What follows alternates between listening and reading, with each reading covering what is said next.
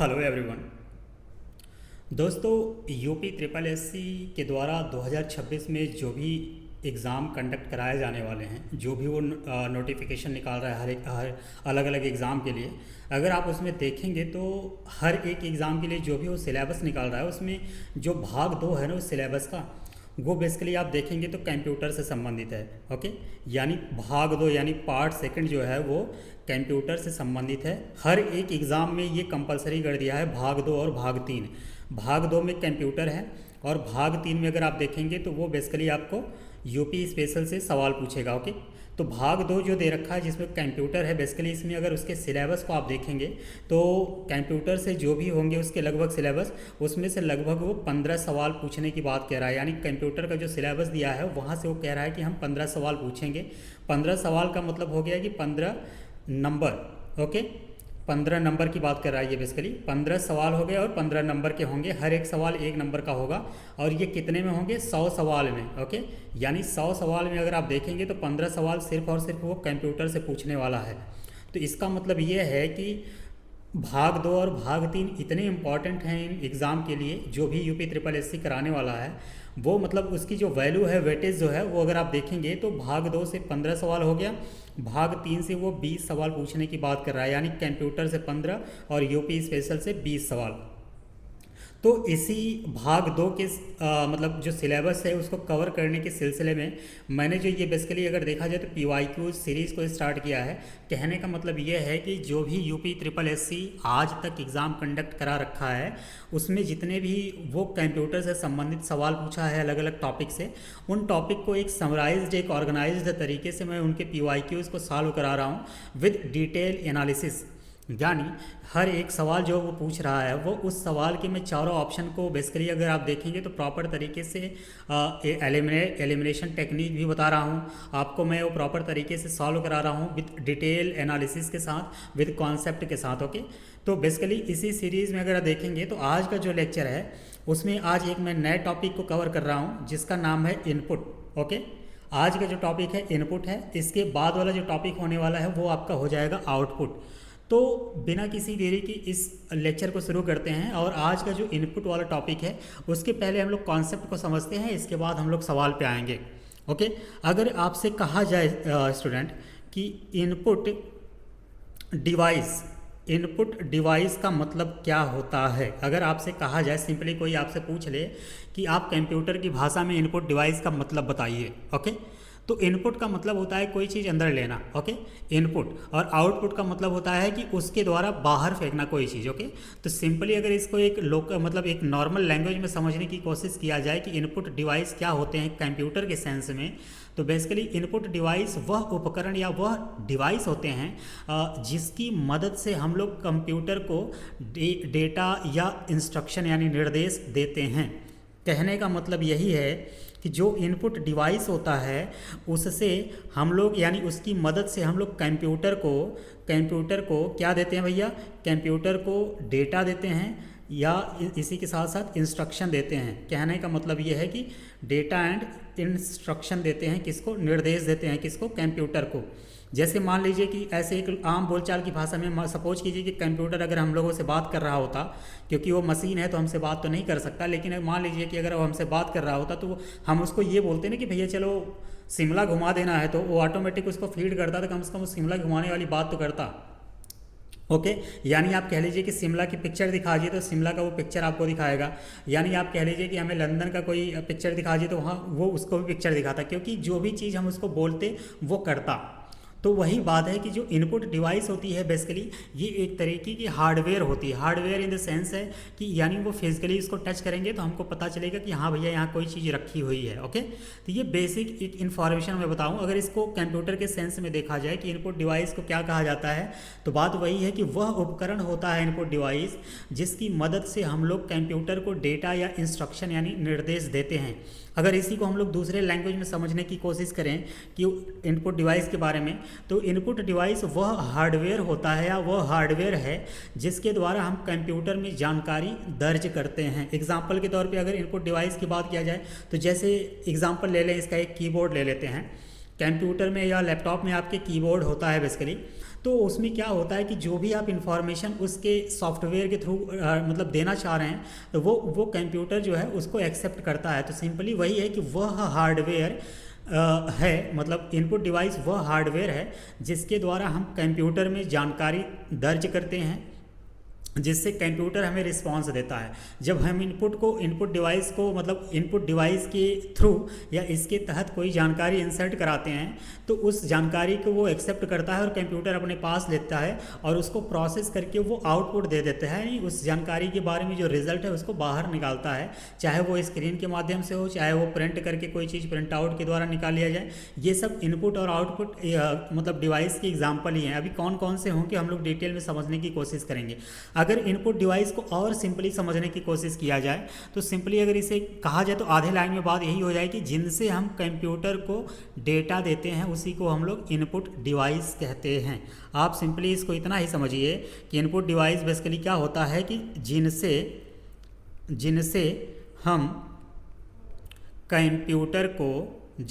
हम कंप्यूटर को डेटा देते हैं, जिनसे हम कंप्यूटर को डेटा देते हैं उसको क्या बोला जाता है, इनपुट डिवाइस बोला जाता है। मैंने 3 तरीके से आपको बताया हूँ।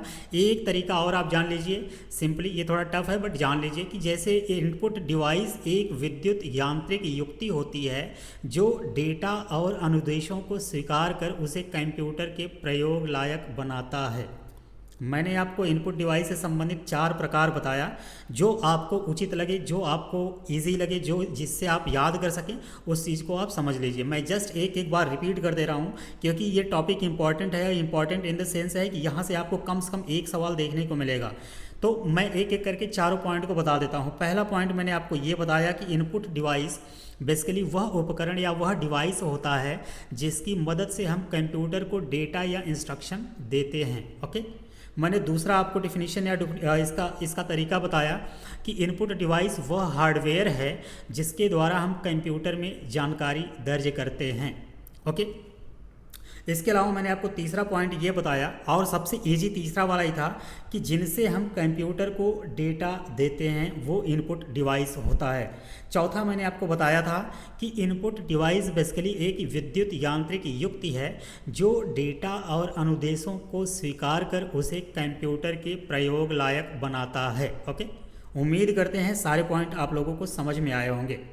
ओके, अगर हम लोग इसकी एग्जाम्पल की बात किया जाए, इनपुट डिवाइस के जो एग्जाम्पल होते हैं सबसे ज़्यादा यही इंपॉर्टेंट है। इस टॉपिक में अगर आप देखें तो इनपुट डिवाइस के जो एग्जाम्पल हैं वही सबसे ज़्यादा इंपॉर्टेंट होते हैं। पहला एग्जाम्पल मैं आपको बता रहा हूँ, जैसे कीबोर्ड। पहला एग्जाम्पल क्या है आपका, कीबोर्ड। कीबोर्ड क्या होता है, एक तरीके का इनपुट डिवाइस है, ये पॉइंट आप ध्यान रखिए। इससे क्या करते हैं, इससे हम लोग टाइप करने के लिए बेसिकली कीबोर्ड जो होता है वो कंप्यूटर के लिए टाइप करके इनपुट डेटा को प्रोवाइड करने के काम को करता है। इसके अलावा अगर हम लोग बात करें दूसरे इसके एग्जांपल की, तो जैसे माउस हो गया। माउस वो चूहा वाला नहीं, माउस जो हम लोग कंप्यूटर में यूज़ करते हैं बेसिकली। ओके, तो माउस किस काम के लिए यूज किया जाता है, ये क्लिक करता है और चयन करने के लिए इसका यूज किया जाता है। तीसरा जो इसका एग्जांपल हो जाएगा, ये बड़ा फेमस है आपका स्कैनर, यानी कोई स्कैनर जो है किसी चीज़ को लेके वो स्कैन करने का काम करता है। यानी सपोज कीजिएगा आप यहाँ पे रह रहे हैं, आपका भाई कहीं बाहर पढ़ाई कर रहा है, उसको किसी डॉक्यूमेंट की ज़रूरत हुई तो वो कागज़ को या उस डॉक्यूमेंट को बेसिकली अगर देखा जाए तो आप स्कैनर के पास रखेंगे और उसको स्कैन करके उसके मेल ID पे आप सेंड करना चाहेंगे तो बहुत आसानी से उसका एक पिक्चर सेंड हो जाएगा, वो वहाँ पर प्रिंट आउट करा लेगा उसका। ओके, तो स्कैनर क्या होता है, बेसिकली कागज़ को डिजिटल रूप में बदलने के लिए इसका उपयोग करते हैं। कोई आप पेपर लिए उसको स्कैनर पे रखें, वो डिजिटली फॉर्म में आपके मेल पे, आपके व्हाट्सएप पे, अलग अलग जगहों पे वो भेज सकता है। इसके अलावा अगर हम लोग बात करें इसके और एग्जांपल की, तो आपका हो जाएगा माइक्रोफोन। माइक्रोफोन कौन सा होता है, जो आवाज़ देने के लिए होता है, जो आपके फ़ोन में यूज होता है, वो बेसिकली एक तरीके का इनपुट डिवाइस होता है क्योंकि आपकी आवाज़ को एक जगह से वो दूसरी जगह पहुंचाने का काम करता है। ओके, इसके अलावा अगर हम लोग बात करें और एग्जांपल की, तो जैसे टच स्क्रीन जो आपका है, आपके फ़ोन का जो टच स्क्रीन है, टच स्क्रीन भी आप कह लीजिए एक तरीके का क्या है, इनपुट डिवाइस है। इसे छू करके हम इनपुट देते हैं, चाहे वो टच स्क्रीन वाला लैपटॉप हो, चाहे फ़ोन हो, जो भी होगा वो बेसिकली एक तरीके का क्या है, इनपुट डिवाइस की कैटेगरी में आता है। ये आपके फेमस वाले हो गए, यानी ये जो हैं ज़्यादातर आपको एग्ज़ाम में देखने को मिलते हैं। इसके अलावा कुछ इसके मतलब और एग्जाम्पल को मैं आपको बता देता हूँ। जैसे जॉय स्टिक हो गया, क्या बोलते हैं, जॉय स्टिक। ये भी एक तरीके का क्या है, इनपुट डिवाइस है। इसके अलावा अगर हम लोग देखें तो आपका हो जाएगा प्रकाशीय पेन, प्रकाशीय पेन, ये सब भी हो जाएंगे। ये जितना मैं बता रहा हूँ ये उतने पॉपुलर नहीं है, शुरुआत की जो मैंने बताया वो बहुत ज़्यादा पॉपुलर हैं, अक्सर एग्जाम में आपको वहीं देखने को मिलते हैं। इसके अलावा एक आपका हो जाएगा बार कोड रीडर, जो आप मतलब मार्केट में जाते हैं, मॉल में जाते हैं, वहाँ पे आप देखेंगे ना, तो जो आप कपड़े खरीदते हैं, जो कुछ भी खरीदते हैं, तो उस सामान पे एक बारकोड लगा होता है, तो उसको एक मशीन के द्वारा स्कैन करके आपको बिल बना के दिया जाता है। तो बारकोड रीडर जो होता है वो वही होता है जो स्कैन करता है, तो वो भी एक तरीके का क्या है, इनपुट डिवाइस है। इसके अलावा अगर हम लोग मार्कर की बात करें तो मार्कर भी एक इलेक्ट्रॉनिक जो मार्कर होता है वो भी एक इनपुट डिवाइस है। इसके अलावा अगर हम लोग बात करें तो मार्क रीडर जो होता है, एक मार्क रीडर, ये भी एक तरीके का इनपुट डिवाइस है। इसके अलावा अगर हम लोग बात करें तो जो डिजिटल कैमरा होता है ना, डिजिटल कैमरा की अगर हम लोग बात करें तो ये भी एक तरीके का क्या होता है, इनपुट डिवाइस होता है। माइक जो आप लोग यूज करते हैं, माइक भी यही इसी कैटेगरी का होता है। इसके अलावा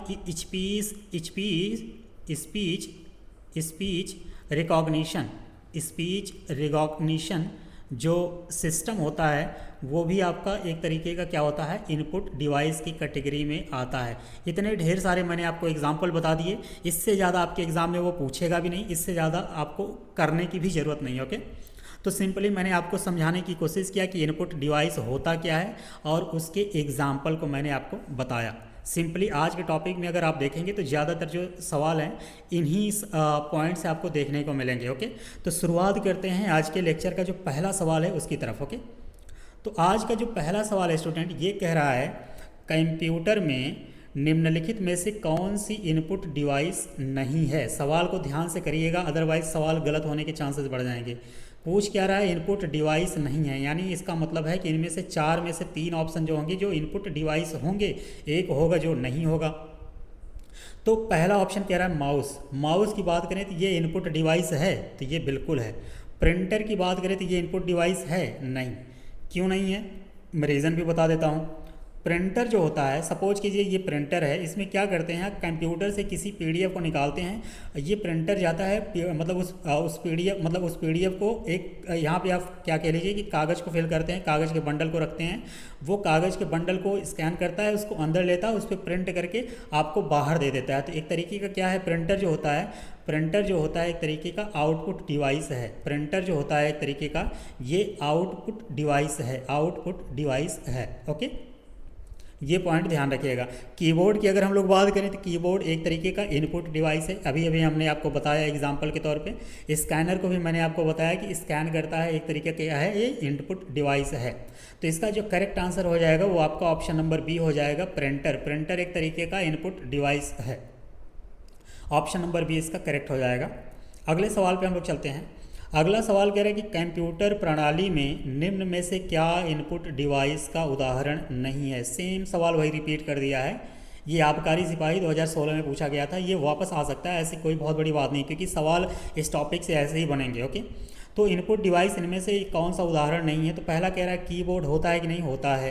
प्रिंटर की बात करें होता है कि नहीं, नहीं होता। तो इसका ऑप्शन नंबर जो बी है वो करेक्ट हो जाएगा। स्कैनर होता है, माउस होता है, सेम सवाल सेम ऑप्शन। ओके, तो इसका ऑप्शन नंबर जो बी है वो आपका करेक्ट हो जाएगा।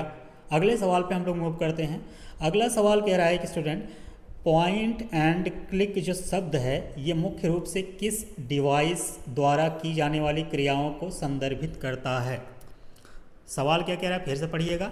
सवाल ये कह रहा है कि पॉइंट एंड क्लिक शब्द जो है मुख्य रूप से किस डिवाइस द्वारा की जाने वाली क्रियाओं को संदर्भित करता है। पहला आपका ऑप्शन कह रहा है कीबोर्ड, ऑप्शन बी कह रहा है माउस, ऑप्शन सी कह रहा है प्रिंटर, ऑप्शन डी कह रहा है स्कैनर, ई कह रहा है कोई नहीं। ओके, तो पॉइंट एंड क्लिक जो शब्द है ये मुख्य रूप से अगर देखा जाए तो बेसिकली ये माउस के लिए उपयोग होता है, यानी माउस द्वारा की जाने वाली क्रियाओं को संदर्भित करता है। माउस को अगर आप देखेंगे तो वो कर्सर के द्वारा ले जाते हैं, कर्सर जहाँ पे आपको रोकना है, जो पॉइंट आपको देखनी है उसी पे क्लिक कर दीजिए तो माउस अपना काम कर जाता है। इसका मतलब है कि कर्सर को किसी आइकन या बटन या लिंक पर ले जाकर उस पर क्लिक करना ही क्या कहते हैं, पॉइंट एंड क्लिक। और ये काम कौन करता है, तो ये एक इनपुट डिवाइस है जिसका नाम है माउस, वही करता है। ओके, ये पॉइंट आप ध्यान रखिएगा, पॉइंट एंड क्लिक जो है वो माउस से संबंधित है। अगले सवाल पे हम लोग चलते हैं। अगला सवाल कह रहा है स्टूडेंट कि कंप्यूटर तथा टाइप राइटर के लिए इस्तेमाल की जाने वाली कीबोर्ड जो है इसकी QWERT शैली या विधि का आविष्कार किसने किया था। बेसिकली सवाल ये कहना चाह रहा है कि QWERT क्वेर्टी शैली कीबोर्ड जो है इसका आविष्कार किसने किया था, जिसका उपयोग हम लोग कंप्यूटर और टाइप राइटर के लिए इस्तेमाल करते हैं। तो बेसिकली जो ये क्वेर्टी शैली है ना, एक तरीके का कीबोर्ड होता है जो कि आपकी स्क्रीन पे दिख रहा होगा। ये इस तरीके का जो ये कीबोर्ड है ना, ये बेसिकली क्वेर्टी कीबोर्ड कहा जाता है। क्यों कहा जाता है इसका रीज़न भी मैं आपको बता देता हूँ अभी। तो क्वेर्टी जो शैली कीबोर्ड है ना, इस पर वर्णों की अगर व्यवस्था को देखा जाए तो बेसिकली 1868 में इस व्यवस्था की यानी ये इस शैली की अगर बात की जाए तो ये 1868 में इसकी खोज की थी। कौन किया था? तो उनका नाम था क्रिस्टोफर लैथम शोल्स। यानी कहने का मतलब है कि क्रिस्टोफर लैथम सोल्स साहब जो थे, ऑप्शन नंबर डी में जो उनका ऑप्शन नाम दे रखा है, ऑप्शन नंबर डी में, इन्होंने 1868 में इसको बनाया था। ओके, इनके द्वारा ही ये क्वेर्टी शैली वाला जो कीबोर्ड है वो बनाया गया था। ओके, कब बनाया गया था? आपसे सवाल अगर इनकेस पूछ ले तो 1868 में बनाया गया था। इस कीबोर्ड की अगर बात किया जाए तो इसमें सामान्यतः 104 बटन होती है, 104 बटन होती है इसमें। ये पॉइंट आप ध्यान रखिएगा। ओके, इसे क्वेर्टी कीबोर्ड इसलिए कहा जाता है बेसिकली क्योंकि इनके अक्षरों के सबसे ऊपर अगर आप देखेंगे ना तो पंक्ति के बाईं ओर 6 बटन QWERT&Y क्रम में होते हैं। आपको थोड़ा सा स्क्रीन पे दिख भी रहा होगा, ये देख पा रहे होंगे अगर आप, ये टोटल आपकी स्क्रीन मतलब कीबोर्ड है अगर, तो आप यहाँ पे देख रहे हैं ना कि ये 3 लाइन में अगर आप देखेंगे तो ये आपको बेसिकली वर्ड दिख रहे होंगे। तो यहाँ पे QWERTY एक ऑर्डर में लगे हुए हैं। QWERTY जो हैं ये इसीलिए इसको क्वेर्टी कीबोर्ड के नाम से भी जाना जाता है। यही रीज़न है इसका, क्योंकि जो इसके अक्षर हैं ये सबसे ऊपर बाईं ओर या बाईं पंक्ति में अगर आप देख पा रहे होंगे तो 6 बटन आपको दिख रहा होगा, QWERTY। इसी 6 बटन की वजह से इसको क्वेर्टी कीबोर्ड के नाम से भी जाना जाता है। इसकी खोज कब की गई थी? तो 1868 में। किसने किया था? तो क्रिस्टोफर लैथम सोल्स। इसका ऑप्शन नंबर डी सही हो जाएगा। ओके, यहाँ पे आप देख पा रहे होंगे, अब बात यहीं छिड़ी है तो बता ही देता हूँ आपको। यहाँ पे आप देख पा रहे होंगे ये F1 से लेकर के F12 तक एक कीबोर्ड दिख रहा होगा 4-4 के ऑर्डर में। तो ये बेसिकली इसे फंक्शनल की कहते हैं, इसे फंक्शनल की कहते हैं या फंक्शन की कहते हैं। ओके, यहाँ पे अगर आप इसको मेज़र करेंगे ना तो ये जो आपको दिख रहा है, तो ये अगर वर्णमाला की बात किया जाए कि कंप्यूटर के कीबोर्ड पे कितने वर्णमाला होते हैं अंग्रेजी के, तो आपका आंसर हो जाना चाहिए 26। क्यों? क्योंकि अगर आप देखेंगे तो ABCD से लेके Z तक अगर आप काउंट करेंगे तो 26 होते हैं, और ये टोटल 26 के 26 यहाँ पे 3 लाइन में दिख रहे हैं। ये ऊपर वाली लाइन है, ये मिडिल वाली लाइन है, ये लोअर वाली लाइन है। ओके, यहाँ पर सबसे कम आपको देखने को मिल जाएगा, इसमें 7 है, 1 2 3 4 5 6 7 वर्ड इसमें देखने को मिलेंगे। और यहाँ पे आप देखेंगे तो यहाँ पे इससे ज़्यादा है, 1 2 3 4 5 6 7 8 9 इसमें है, यानी इसमें 7 हैं। लोअर वाले में 7 हैं, ऊपर वाले में यहाँ पे 9 है, मिडिल वाले में 9 है, ऊपर वाले में काउंट कर लेते हैं 1 2 3 4 5 6 7 8 9 10, यहाँ पे 10 हैं। हो सकता है इन केस आपको फ्यूचर में कभी सवाल पूछ ले कि जो अंग्रेजी के वर्णमाला होते हैं ABCD जो कंप्यूटर में 3 लाइन में लगे होते हैं, उनमें सबसे जो निचली लाइन है उसमें कितने वर्णमाला होते हैं, या आपसे पूछ सकता है कि जो मिडिल लाइन है उसमें कितने होते हैं, या आपसे पूछ सकता है कि इन तीनों में जो टॉप लाइन है उसमें कितने होते हैं। तो आपको आंसर पता होना चाहिए। सबसे ऊपर वाले में 10 होते हैं, मिडिल वाले में 9 होते हैं, सबसे नीचे वाले में 7 होते हैं। ओके, ये सब कुछ टेक्निक है जिससे हम लोग मतलब आप कह लीजिए कि आइडेंटिफाई कर सकते हैं कि सवाल किन तरीके के बन सकते हैं। ओके, तो ये भी है थोड़ा सा, ये आप जितना प्रैक्टिस करेंगे आपको उतना नॉलेज होगा बेसिकली। तो बात वही है कि इसको भी आप थोड़ा सा ध्यान में रखिएगा कि 10 9 और 7 जो होते हैं ऑर्डर लगे होते हैं। अगले सवाल पे हम लोग मूव करते हैं।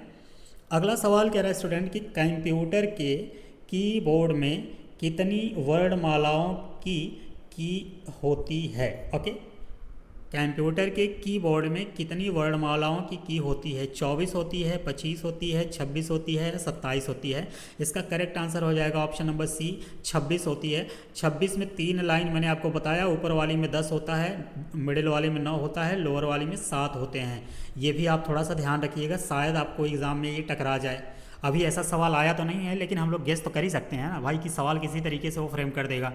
तो कंप्यूटर कीबोर्ड में अगर देखा जाए तो कुल 26 वर्णमालाएँ होती हैं, और इस कीबोर्ड में अगर देखें तो ओवरऑल 102 कीज़ होते हैं, लेकिन वहीं पे मैंने आपको QWERTY वाले में बताया 104 बटन होती है, यहाँ पे देखा 102 कीज़ होती हैं। तो दोनों में डिफरेंस भी है तो है ना, वो QWERTY कीबोर्ड के नाम से जाना जाता है, ये नॉर्मल एक कंप्यूटर कीबोर्ड होता है, दोनों में थोड़ा थोड़ा फ़र्क तो होता ही है। अच्छा, इस कीबोर्ड की अगर बात किया जाए तो इन कीबोर्ड में बेसिकली 3 तरीके की जो कीज़ होती हैं वो आपको देखने को मिलती हैं। यानी जो कीबोर्ड होता है उसमें आपको 3 तरीके की, 3 प्रकार की देखने को मिलती है, 3 प्रकार की देखने को मिलती है। 3 प्रकार की कौन कौन सी है भैया? तो आपका एक हो जाएगा अल्फ़ा न्यूमेरिक की, दूसरा आपका हो जाएगा फंक्शनल की, तीसरा आपका हो जाएगा स्पेशल की। ओके, इन तीनों के अलग अलग काम है। जैसे जैसे सवाल आपको आता जाएगा मैं आपको हर एक सवाल को समझाता जाऊंगा। तो ये 3 तरीके की कीज़ किसी कंप्यूटर के कीबोर्ड में होती हैं। ओके, अल्फ़ा न्यूमेरिक की, फंक्शनल की एंड स्पेशल की। ओके, इसका करेक्ट आंसर आपका ऑप्शन नंबर सी है। अगले सवाल पे हम लोग मूव करते हैं। अगला सवाल कह रहे हैं कि कंप्यूटर माउस किस प्रकार का डिवाइस है? माउस है भाई तो इनपुट होगा ही। पहला ऑप्शन कह रहा है इनपुट, दूसरा कह रहा है आउटपुट, तीसरा कह रहा है सॉफ्टवेयर, चौथा कह रहा है स्टोरेज। तो इसका जो करेक्ट आंसर है ऑप्शन नंबर ए, ये एक तरीके का क्या है भैया? इनपुट डिवाइस है। इनपुट डिवाइस के मैंने कई एग्जांपल आपको बता दिया, जैसे माउस बताया मैंने, कीबोर्ड बताया, माइक्रोफोन बताया, इसके अलावा मैंने आपको स्कैनर भी बताया। इनपुट डिवाइस की कैटेगरी में एक और आपको नाम मैं बता ही देता हूँ, OCR का मतलब होता है ऑप्टिकल कैरेक्टर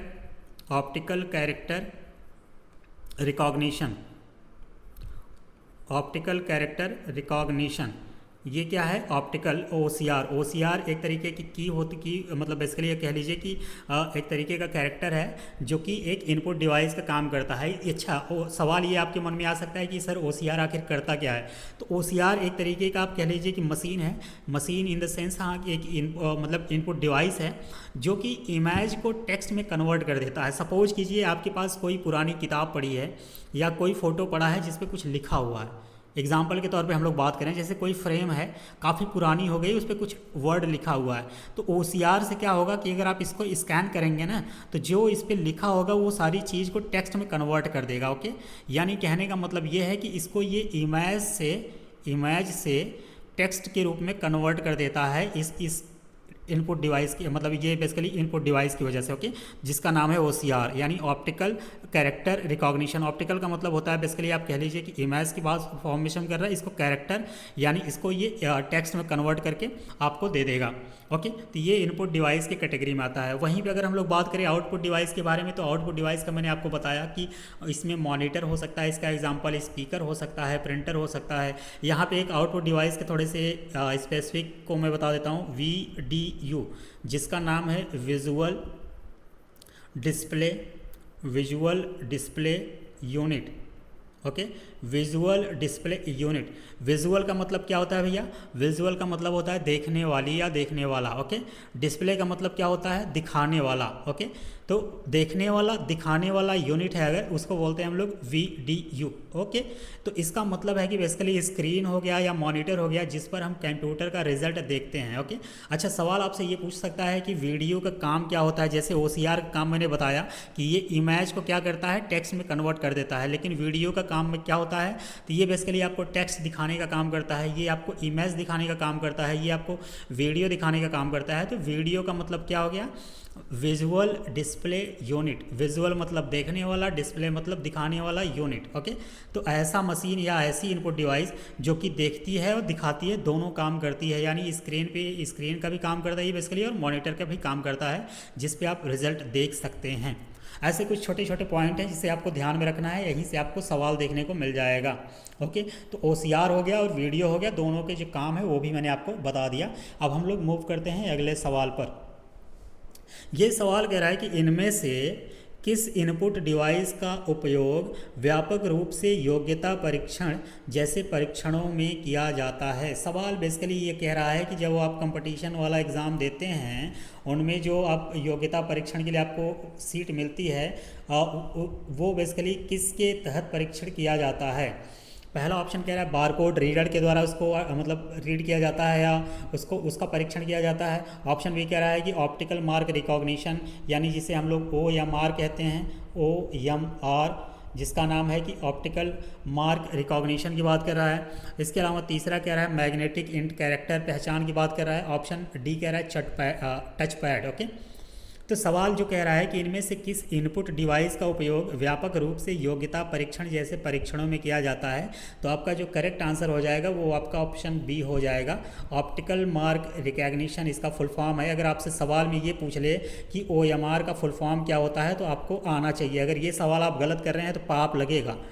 क्या कह रहा है ये? ऑप्टिकल मार्क रिकॉग्निशन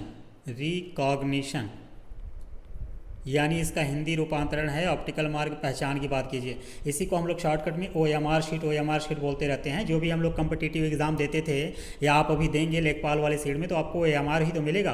तो बेसिकली क्या होता है यह ऑप्टिकल मार्क रिकॉग्निशन, यानी बेसिकली अगर आप इसमें देखें तो इस तकनीक यह बेसिकली वह तकनीक है जिसमें कागज़ पर बनाए गए जो निशान होते हैं यानी मार्क्स होते हैं ना, उसको कंप्यूटर पढ़ता है। ओके, अच्छा सवाल आपसे ये यहाँ पे पूछेगा तो नहीं, बट मैं बता दे रहा हूँ कि ऑप्टिकल मार्क रिकॉग्निशन यानी OMR को रीड करने वाले को क्या कहते हैं, यानी जो मशीन OMR को रीड करती है उसको क्या बोलते हैं, तो उसको बोलते हैं optical mark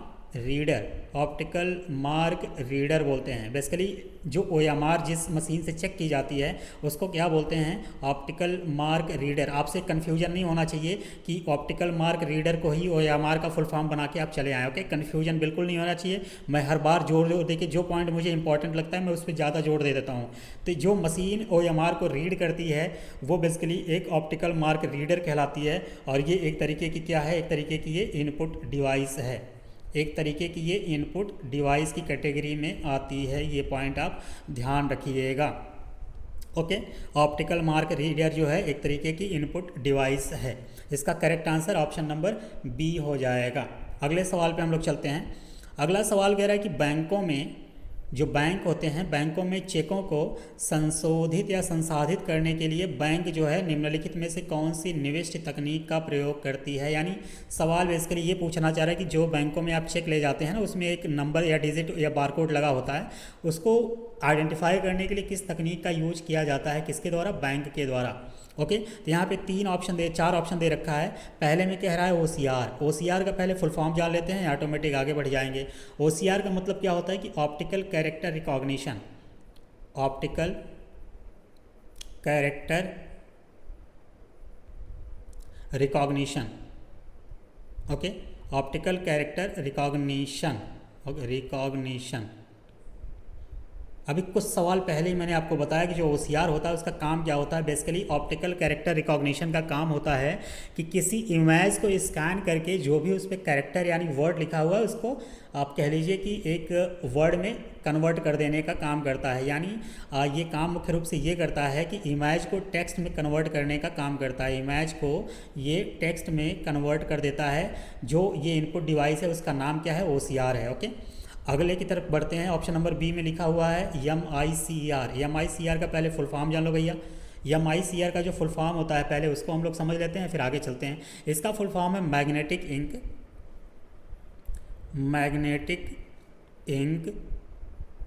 character recognition. Magnetic ink character recognition. Okay, इसका फुल फॉर्म है किसका, MICR का। ये काम क्या करता है, इसका उपयोग क्या किया जाता है, इसका उपयोग बैंकों में चेकों में अगर देखेंगे ना तो नीचे छपे मैग्नेटिक इनकोडिंग संख्याओं को पहचानने के लिए किया जाता है कि ये बेसिकली ये सही चेक है या नहीं है। ओके, तो इसका पहले फुल फॉर्म जानिएगा कि मैग्नेटिक इंक कैरेक्टर रिकॉग्निशन होता है। ये बैंक में उपयोग किया जाता है इसका, और ये बैंकों में जो चेक आते हैं ना उनके मैग्नेटिक इनकोडिंग संख्याओं को पहचानने के लिए इसका उपयोग किया जाता है, जो चेक के नीचे साइड होता है, बना होता है। ओके, अगले ऑप्शन पे चलते हैं। अगला कह रहा है आपका OMR का फुल फॉर्म मैंने आपको बता दिया पिछले सवाल में, वापस मैं यहाँ पे लिख दे रहा हूँ ताकि आपको जितनी बार हो सके वो रिवाइज होता जाए। ऑप्टिकल मार्क रिकॉग्निशन, इसका कहाँ उपयोग होता है ये मुझे बताने की ज़रूरत नहीं है, क्योंकि इसी फील्ड में आप लोग खेल रहे हैं। और अगर आप OMR का काम क्या होता है, कैसे यूज होता है हमसे उम्मीद कर रहे हैं, तो मतलब आप दिक्कत में हैं। ओके, तो बेसिकली OMR का क्या, मैं मजाक कर रहा हूँ, सीरियस नहीं होइएगा। ओके, मेरा हक है आप लोगों से मजाक करने का। तो ऑप्टिकल मार्क रिकॉग्निशन जो होता है, इसका उपयोग अगर देखा जाए बेसिकली OMR शीट जो होती है वो इसको एक रीडर मशीन के, मतलब ऑप्टिकल मार्क रीडर मशीन में इंसर्ट करा करके आपके मार्क्स को चेक किया जाता है, यानी कितने सही हैं कितने गलत हैं, वो बबल जो आप फिल करते हैं उसको चेक करने का काम करता है। तो सवाल क्या पूछा है हम लोग, अब सवाल पे आते हैं। सवाल कह रहा है कि बैंकों में चेकों को संसाधित करने के लिए बैंक निम्नलिखित में से कौन सी निविष्टि तकनीक का प्रयोग करती है। OCR करती है? नहीं, क्योंकि वो इमेज को टेक्स्ट में कन्वर्ट करता है। MICR करती है? बिल्कुल यही करेक्ट आंसर होगा, क्योंकि ये मैग्नेटिक इन कैरेक्टर रिकॉग्निशन होता है इसका नाम। और बेसिकली ये चेकों में जो मैग्नेटिक आप कह लीजिए इनकोडिंग संख्याएँ होती है उनको पहचानने का काम करता है। तो ऑप्शन नंबर बी इस सवाल का करेक्ट आंसर हो जाएगा। अगले सवाल पे हम लोग चलते हैं। अगला सवाल क्या कह रहा है कि निम्नलिखित में से कौन सा कार्य या परिचालन जो है माइक्रोफोन उपकरण द्वारा संपन्न होता है। सबसे पहले ये है कि माइक्रोफोन उपकरण ये यूज कहाँ होता है, तो अगर आप देखेंगे तो बेसिकली ये आपके फ़ोन में यूज किया जाता है, या कोई ऐसी डिवाइस जो कि आवाज़ के लिए वो बनाई गई है। ओके, तो बेसिकली माइक्रोफोन उपकरण की अगर हम लोग बात करें तो ये एक तरीके की इनपुट डिवाइस होती है। इनपुट डिवाइस होती है कौन? माइक्रोफोन एक तरीके का इनपुट डिवाइस है। और इसे यानी इसकी खोज किसने की थी, ये पॉइंट आपके लिए हो सकता है इंपॉर्टेंट हो जाए, इस बार एग्ज़ाम में आपको देखने को मिल जाए। तो इसे बेसिकली यानी माइक्रोफोन को एमिल बर्लिनर,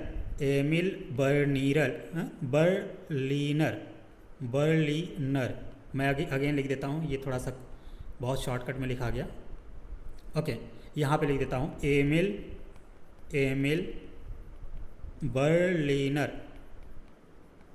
ओके, ये इनका नाम है। इन्होंने ही माइक्रोफोन को पहली बार बनाया था या विकास किया था। कब किया था, अगर ईयर आपसे पूछे तो 1877 में। ओके, ये पॉइंट ध्यान रखिएगा। यानी आपसे सवाल ये आ जाए कि माइक्रोफोन की खोज या उसका विकास किसने किया था, तो आपका आंसर हो जाएगा कि 1877 में एमिल बर्लिनर नामक इंसान ने इसको बनाया था। ओके, अच्छा, इसका सवाल ये भी आ सकता है कि माइक्रोफोन जो उपकरण है बेसिकली उसका प्रयोग कहाँ किया जाता है। तो इसका प्रयोग जो है ना, उस साउंड वेव को यानी ध्वनि तरंगों को विद्युत सिग्नल में यानी इलेक्ट्रिक सिग्नल में परिवर्तित करने के लिए किया जाता है। सपोज कीजिए, जैसे आपको अगर नहीं समझ आया कि मैंने जो कहा वो, तो एग्जाम्पल के तौर पे हम लोग खुद ही देख लेते हैं कि अगर आप फ़ोन को यूज करते हैं तो फ़ोन के जो माइक्रोफोन है वो आपकी साउंड को लेता है और वो एक तरीके की इलेक्ट्रॉनिक सिग्नल के रूप में सामने वाले के पास पहुंचता है, ना कि साउंड के रूप में पहुंचता है। वहाँ पे जाके वो स्पीकर जो उसका होता है ना, वो उसको साउंड के रूप में बाहर निकालता है, लेकिन वो उसके पास पहुंचता कैसा है, तो इलेक्ट्रॉनिक सिग्नल के रूप में या इलेक्ट्रिकल सिग्नल के रूप में ही पहुंचता है। यानी हम यहाँ से आपको कुछ बोल रहे हैं, जो भी हमारा ये माइक्रोफोन है ये हमारे साउंड को कैच कर रहा है और यहाँ पर रिकॉर्ड कर रहा है, आपके पास पहुँच रहा है, आपकी मशीन आपकी जो डिवाइस है उसमें पहुँच रहा है, आपका स्पीकर उसको बाहर निकाल रहा है, जो कि एक आउटपुट आप कह लीजिए कि वो डिवाइस है। एक माइक्रोफोन जो होता है एक इनपुट डिवाइस होता है, लेकिन आपका जो वहाँ पे स्पीकर लगा होएगा आपके डिवाइस में वो एक तरीके का आउटपुट डिवाइस है। क्यों? क्योंकि यहाँ से ये रिसीव कर रहा है, यानी यहाँ से ये इनपुट कर रहा है हमारी आवाज़ को, और हमारी आवाज़ को आपके द्वारा आपके डिवाइस के द्वारा स्पीकर से बाहर निकाला जा रहा है, तो वो बेसिकली एक तरीके का वो आउटपुट डिवाइस है। तो दोनों में कन्फ्यूज़ नहीं कीजिएगा कि माइक्रोफोन जो होता है वो एक तरीके का इनपुट डिवाइस होता है, और जो आपके पास स्पीकर है आप कह लीजिए उसको, वो किस तरीके का है, तो वो एक तरीके का आउटपुट डिवाइस है। ओके, कन्फ्यूजन नहीं होना चाहिए। ओके, अब हम लोग आते हैं इस सवाल के ऑप्शन पे। पहला ऑप्शन कह रहा है कि ध्वनि तरंगों को विद्युत तरंगों में परिवर्तित करता है कौन? माइक्रोफोन। ऑप्शन बी कह रहा है कि कंप्यूटर स्क्रीन पर रेखाएं या आकृतियां बनाता है, बिल्कुल गलत है। ऑप्शन सी कह रहा है कि एक कागज पर छपे या लिखे गए अल्फा न्यूमेरिक वर्णों का पता लगाता है, ये भी बिल्कुल गलत है। ऑप्शन डी कह रहा है कि बार कोड को पढ़ता है और उन्हें विद्युत पल्स में परिवर्तित करना है, ये भी बिल्कुल गलत है। इसका मतलब करेक्ट आंसर कौन सा है? ऑप्शन नंबर ए है, इसका करेक्ट आंसर हो जाएगा ऑप्शन नंबर ए। ध्वनि तरंगों को विद्युत संकेतों में परिवर्तित करने का काम क्या करता है? माइक्रोफोन करता है। ओके, इसे खोजा किसने था या इसका विकास किसने किया था? तो आंसर हो जाएगा एमिल बर्निलर। और किस साल किया था? 1877 में किया था। एक किस तरीके की डिवाइस है? तो एक तरीके की ये इनपुट डिवाइस है। ओके, उम्मीद करते हैं जो भी पॉइंट मैं बता रहा हूँ वो आपको समझ आ रहा होगा। अगले सवाल पे हम लोग मूव करते हैं। अगला सवाल कह रहा है स्टूडेंट कि निम्नलिखित में से कौन सा जो कथन है वो गलत है। 4 स्टेटमेंट, 4 ऑप्शन दे रखा है, चारों में पूछ रहा है कौन सा इसमें से गलत है। ओके, एक एक करके हम लोग समझने की कोशिश करते हैं। बड़ा ही प्यारा सवाल है ये, आज के लेक्चर का सबसे बेहतरीन सवाल मैं मान रहा हूँ, क्योंकि इसमें से 3-4 कॉन्सेप्ट आपको समझने को मिलेगा। एक एक करके मैं आपको बता रहा हूँ। पहला ऑप्शन कह रहा है कि कीबोर्ड जो होता है वो सिस्टम यूनिट का एक हिस्सा है। ओके, पहला ऑप्शन कह रहा है भैया कि जो कीबोर्ड होता है एक तरीके का इनपुट सिस्टम यूनिट का हिस्सा होता है। तो सबसे पहले ये समझिए कि सिस्टम यूनिट होता क्या है। तो कंप्यूटर का जो मुख्य भाग होता है ना, वही कंप्यूटर सिस्टम यूनिट कहलाता है, यानी यह कंप्यूटर का मुख्य भाग होता है और यह सभी गणनाओं और डेटा प्रोसेसिंग को संभालता है। ओके, कौन? System unit. पहले इस पॉइंट को हम लोग समझते हैं कि जो सिस्टम यूनिट होता है ये कंप्यूटर का मुख्य भाग होता है, कंप्यूटर का मुख्य भाग होता है, मुख्य भाग होता है। और ये काम क्या करता है बेसिकली? तो यह जो सभी गणनाएं हैं, यानी जो सारी अरिथमेटिक्स चीज़ें हैं और डेटा प्रोसेसिंग है, उनको संभालने का काम करता है कौन? System unit. ओके, तो सवाल क्या कह रहे हैं कि कीबोर्ड जो है वो सिस्टम यूनिट का एक हिस्सा है। अब सवाल ये है कि पहले कीबोर्ड को समझ लेते हैं, तो फिर कीबोर्ड और सिस्टम यूनिट से लिंक करने की कोशिश करते हैं। तो इनपुट डिवाइस है कौन? कीबोर्ड जो है एक तरीके का क्या है? ये एक तरीके का इनपुट डिवाइस है। कीबोर्ड एक तरीके का इनपुट डिवाइस है और जिसका उपयोग कंप्यूटर में डेटा और कमांड डालने के लिए किया जाता है। ओके, इसका काम क्या है? ये कंप्यूटर में डेटा डालने का काम करता है, इसके अलावा कमांड डालने का, कंप्यूटर में कमांड डालने का काम करता है। ओके, यानी जो भी चीज़ आप इसमें फीड करेंगे, जो भी चीज़ लिखेंगे, वो कंप्यूटर के पास ये भेजने का काम करता है। लेकिन ये पॉइंट इंपॉर्टेंट आपके लिए हो जाएगा कि यह जो है, ये कीबोर्ड जो है वो सिस्टम यूनिट का हिस्सा नहीं है। सिस्टम यूनिट का हिस्सा ये नहीं है, ये पॉइंट ध्यान रखिएगा। यानी पहला जो आपका ऑप्शन है वो आपका गलत है। क्यों गलत है मैं आपको बता रहा हूँ, ऑलरेडी आप समझ पा रहे होंगे। ओके, तो कीबोर्ड क्या है? एक तरीके का इनपुट डिवाइस है जो कि डेटा या कमांड को कंप्यूटर तक पहुँचाने का काम करता है। लेकिन वहीं बात दूसरी तरफ सिस्टम यूनिट की करें तो सिस्टम यूनिट कंप्यूटर का मेन भाग होता है, मेन पार्ट होता है, जो कि वो गणनाओं का काम करता है, वो डेटा प्रोसेसिंग को संभालता है, ना कि वो कीबोर्ड की तरह इनपुट को एक्सेप्ट करने वाला। एक्सेप्ट तो करता है कीबोर्ड के जो भी आप डेटा को देते हैं, लेकिन वो उसका भाग तो नहीं है ना, क्योंकि वो इंटरनल वाला पार्ट है, ये बाहर वाला पार्ट है। ये जो कीबोर्ड होती है बाहर की चीज़ है, ये बेसिकली इसको आप बाहर निकाल सकते हैं, तार से जुड़ा हुआ होता है। लेकिन जो सिस्टम यूनिट है वो कंप्यूटर का मेन पार्ट है, लाइक सीपीयू। ओके, तो ये उसका एक हिस्सा है। जो पहला ऑप्शन कह रहा है नहीं, ये इसका एक हिस्सा नहीं है, यानी कीबोर्ड जो है वो सिस्टम यूनिट का एक हिस्सा नहीं है। पहला ऑप्शन आपका ये जो है गलत है। और सवाल क्या पूछा है? कौन सा गलत है? यही इसका करेक्ट आंसर भी हो जाएगा। अगले ऑप्शन पे हम लोग चलते हैं। अगला ऑप्शन कह रहा है कि संसाधन यानी रिसोर्स किसी भी कंप्यूटर घटक को संदर्भित करता है जो एक कार्य करने के लिए आवश्यक है। बात बिल्कुल सही है कि resources refer to any computer component that is required to perform a task. बात बिल्कुल सही है, जितना रिसोर्स है वो कंप्यूटर को प्रॉपर तरीके से काम करने के लिए ये उसको ज़रूरत होता है। ये बात बिल्कुल सही है। ऑप्शन सी क्या कह रहा है? ऑप्शन सी को हम लोग देखते हैं। ऑप्शन सी कह रहा है कि जो कैप्स लॉक होता है ना, वो एक तरीके का टॉगल कुंजी होती है, यानी टॉगल कीज़ होती है। यानी caps Lok is an example of a toggle keys. तो टॉगल कीज़ क्या होता है पहले उसको जान लेते हैं, ऑटोमेटिक हमको कॉन्सेप्ट समझ आएगा। टॉगल कीज़ की अगर हम लोग बात करें, टॉगल कीज़ की अगर बात किया जाए बेसिकली, तो टॉगल कीज़ क्या होता है? वे कुंजियाँ होती हैं या वे कीज़ होती हैं। टॉगल कीज़ की मैं बात कर रहा हूँ, ऑप्शन नंबर सी।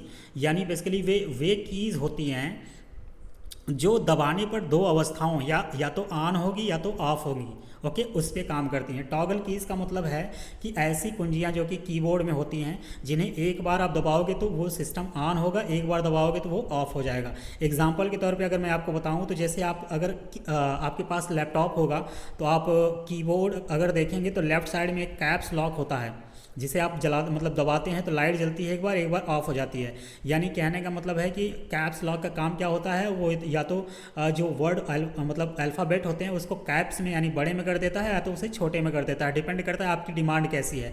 तो वो बेसिकली एक तरीके का टॉगल कीज़ की कैटेगरी में आता है। ओके, एग्जाम्पल मैं आपको यहाँ पर लिख दे रहा हूँ। टॉगल कीज़ का जो मतलब है बेसिकली, जैसे कैप्स लॉक मैंने आपको बताया, कैप्स लॉक अगर मैं आपको कहिए तो यहाँ पे दिखा रहा हूँ, ये आपके बाएं साइड देख पा रहे होंगे, अगर स्क्रीन पे दिख रहा होगा तो ये कैप्स लॉक जो है कीज़ यहाँ पे लगी होती है। यहाँ पे इसी में एक छोटी सी लाइट होती है, इसको दबाएंगे तो जो आपको, अगर मान लीजिए आपको कोई चीज़ बड़े वर्ड में प्रिंट करना है तो आप वो बड़ा हो जाएगा, अगर आपको छोटे में चाहिए तो वो छोटा हो जाएगा। तो बेसिकली टॉगल कीज़ वे कीज़ होती हैं या वे कुंजियाँ होती हैं जिन्हें एक बार दबाओगे तो वो ऑन होती हैं, दोबारा दबा दोगे तो वो ऑफ हो जाएंगी। ओके, इसके अलावा इसकी एग्जाम्पल की बात में और बात करेंगे, इसका और कौन सा एग्जाम्पल होगा, तो जैसे आपका हो जाएगा नम कैप, नंबर कैप्स। ओके, ये कीबोर्ड में नम कैप्स के नाम से लिखा होता है लेकिन ये होता है नंबर कैप्स, यानी अगर आपको नंबर की ज़रूरत है तो इसको दबा देंगे तो नंबर लिखाने लगेगा, अगर आपको नंबर की ज़रूरत नहीं है या इसको लॉक कर देंगे तो नंबर आपको वहाँ पे प्रिंट नहीं हो पाएगा। अब इसकी लोकेशन की अगर बात किया जाए तो आपकी स्क्रीन पे अगर दिख पा रहा होगा तो इसका ये लोकेशन यहाँ पे है। कहाँ पे भैया, ये है आपका, जस्ट अ मिनट, ये आपका है। ओके, यानी कैप्स लॉक यहाँ पे है और नंबर की यहाँ पे है। एक एग्जांपल इसका और ले आप देख लीजिए, स्क्रॉल लॉक। स्क्रॉल लॉक की अगर बात किया जाए तो ये भी एक तरीके का क्या है, ये भी एक तरीके का टॉगल कीज़ है, स्क्रॉल लॉक। ओके, ये 3 एग्जांपल मैंने आपको बताया किसका, ये टॉगल कीज़ का। टॉगल कीज़ मैंने आपको बताया कि ऐसी कुंजियाँ होती हैं जिन्हें एक बार आप दबाएंगे तो वो ऑन होंगी, दूसरी बार दबाएंगे तो वो ऑफ हो जाएंगी, यानी वे कुंजियाँ जो दबाने पर 2 अवस्थाओं ऑन या ऑफ में काम करती हैं, सिंपली वही होती हैं आपकी टॉगल कीज़। हम लोग ऑप्शन डी पे चलते हैं, ये बात बिल्कुल सही है। यहाँ पे आप देख पा रहे होंगे ऑप्शन नंबर सी में जो लिखा है कि कैप्स लॉक जो है वो टॉगल कुंजी का एक उदाहरण है। मैंने आपको बता भी दिया कि कैप्स लॉक एक टॉगल कुंजी की उदाहरण भी है, तो ये बात बिल्कुल सही है, यानी ऑप्शन नंबर सी भी आपका बिल्कुल सही है। अगले पॉइंट पर हम लोग चलते हैं। अगला पॉइंट ये कह रहा है कि अगला ऑप्शन बेसिकली कि क्लर्ट, कंट्रोल एंड शिफ्ट जो होता है एक मॉडिफायर कुंजी होता है। अब यहाँ पे मॉडिफायर कुंजी का कॉन्सेप्ट आ गया, तो मॉडिफायर कुंजी की अगर हम लोग बात करें तो बेसिकली मॉडिफायर कुंजी वो होती हैं, आप नाम से ही समझ पा रहे होंगे कि मॉडिफाई करने का काम करती होंगी, यानी ऐसी कुंजियाँ या वे कुंजियाँ होती हैं। बेसिकली मॉडिफायर कुंजियाँ वे कुंजियाँ होती हैं जो अकेले कोई काम नहीं करती लेकिन दूसरी कुंजियों के साथ मिलकर उनका काम बदल देती हैं। ओके, मैं वापस रिपीट कर दे रहा हूँ कि मॉडिफायर कुंजी बेसिकली वैसी कुंजियाँ होती हैं जो अकेले रहती हैं तो कोई काम नहीं करती हैं, लेकिन अगर उन्हें दूसरी कुंजियों के साथ मिला कर के अगर काम कराया जाए उसको, तो मतलब दूसरी कुंजियों को दबा के उसके साथ काम कराया जाए तो बेसिकली उनका काम जो होता है वो बदल जाता है। एग्जाम्पल के तौर पर मैं अगर आपको समझाऊँ तो और ज़्यादा अच्छे से समझ में आएगा। एग्जाम्पल आपका ये हो जाएगा इसका एग्जाम्पल जैसे आप कहिए कि शिफ्ट की जो होती है ना, शिफ्ट की अगर आप देखेंगे तो बेसिकली शिफ्ट की इसका एक एग्जांपल हो जाएगा। इसके बाद आप कह लीजिए कि कंट्रोल जो की होती है, कंट्रोल की यानी CTRL, इसी को कंट्रोल कीज़ बोलते हैं, वो भी एक तरीके की मॉडिफायर कुंजी है। इसके अलावा अगर हम लोग देखें ALT वाली जो कीज़ होती है ये भी आपकी एक मॉडिफायर कुंजी होती है। अगर इसके लोकेशन की बात किया जाए तो मैं आपको यहीं स्क्रीन पर दिखा रहा हूँ, ये आपका मैं कलर चेंज कर देता हूँ। ये कंट्रोल वाली आपकी यहाँ पे है, कंट्रोल हो गई, अल्ट आपकी यहाँ पे हो गई, शिफ्ट की अगर आप देखेंगे तो शिफ्ट की इधर कहीं ये शिफ्ट वाली हो गई। ये सब कुंजियाँ जो होती हैं ना बेसिकली ये किस कैटेगरी में आती हैं, तो ये मॉडिफायर कुंजी के कैटेगरी में आती हैं। ओके, तो मैं उम्मीद करता हूँ कि ये सारा पॉइंट आपको समझ आ रहा होगा। ओके, तो चारों ऑप्शन को मैंने डिटेल में समझाने की कोशिश किया कि मॉडिफायर कुंजी क्या होती है, टॉगल कीज़ क्या होता है, या सिस्टम यूनिट क्या होता है, कीबोर्ड क्या होता है, कैप्स लॉक किसका एग्जांपल है, क्लर्ट एंड शिफ्ट किसका एग्जांपल है। ये सारा पॉइंट मैंने आपको समझा दिया और मैंने ये भी बता दिया कि इसका जो करेक्ट आंसर है वो कौन सा है, तो ऑप्शन नंबर ए इसका जो है वो करेक्ट आंसर है, ये भी मैंने आपको बता दिया। अगले सवाल पर हम लोग चलते हैं। अगला सवाल कह रहा है स्टूडेंट की संक्षिप्त नाम USB का क्या अर्थ है, यानी बेसिकली ये आपसे USB का फुल फॉर्म पूछना चाह रहा है कि इसका फुल फॉर्म क्या होता है, आप बता दीजिए। तो USB का अगर फुल फॉर्म की बात किया जाए, USB की अगर फुल फॉर्म की बात किया जाए तो इसका जो फुल फॉर्म होता है उसका नाम है, just a minute, universal serial बस। यूनिवर्सल सीरियल बस होता है इसका नाम होता है, ये पॉइंट भी आप ध्यान रखिएगा किसका, USB का। अच्छा, सवाल ये आ सकता है कि USB का जो यूज होता है कहाँ होता है, तो इसकी उपयोग की अगर हम लोग बात करें तो जो इसका मेन उपयोग यानी इसका जो मेन यूज़ है वो कंप्यूटर और जो अन्य इलेक्ट्रॉनिक डिवाइस होते हैं ना उनको जोड़ने के लिए किया जाता है। एग्जाम्पल के तौर पे अगर मैं आपको समझा दूँ तो आप खुद ही समझ जाओगे कि USB का उपयोग देखेंगे अगर तो बेसिकली जो होता है वो डेटा ट्रांसफ़र के लिए होता है। पावर सप्लाई के लिए होता है, और विभिन्न प्रकार के जो हार्ड वेयर डिवाइसेस होते हैं, जैसे आपका कीबोर्ड हो गया, वो माउस हो गया, प्रिंटर हो गया, पेन ड्राइव हो गया, मोबाइल चार्जर हो गए, इन सबको जोड़ने या कनेक्ट करने का काम होता है। तो बेसिकली जो ऐसी डिवाइसेस होती हैं वो जो कंप्यूटर से जोड़ी जाती हैं, सपोज कीजिए आपके पास लैपटॉप या कंप्यूटर होगा तो आपके पास माउस है, उसे एक वायर के थ्रू आप अटैच कराते हैं, किससे, कंप्यूटर या लैपटॉप से। या कीबोर्ड होता है वो भी एक तार से जुड़ा होता है, अगर आपके पास वो वायरलेस वाला ना हो तो ये सब क्या होती हैं, बेसिकली यूएसबी केबल होती हैं। उनसे बेसिकली एक डिवाइस से, यानी आपके कंप्यूटर से किसी अन्य इलेक्ट्रॉनिक डिवाइस को जोड़ने का काम करती है कौन, यूनिवर्सल सीरियल बस, ओके, यानी यूएसबी। जैसे आप मोबाइल डेटा को बेसिकली अगर देखें तो मोबाइल चार्जर जो है वो भी एक तरीके का यूएसबी केबल होता है, ओके।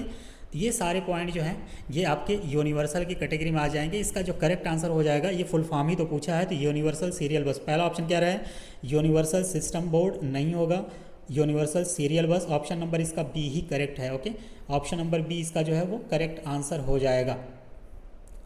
तो उम्मीद करते हैं दोस्तों कि ये लेक्चर आपको पसंद आया होगा, और ये सीरीज़ बहुत बेनिफिशियल आपके एग्ज़ाम के लिए होने वाली है।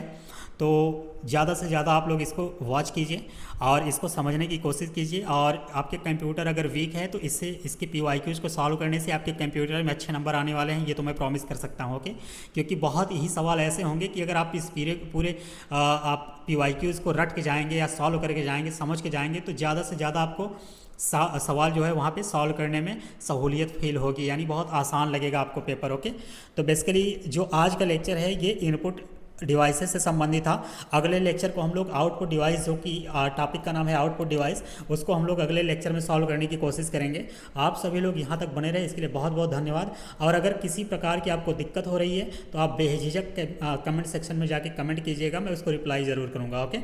तो मिलते हैं अगले लेक्चर में, यहाँ तक बने रहे, इसके लिए बहुत बहुत धन्यवाद।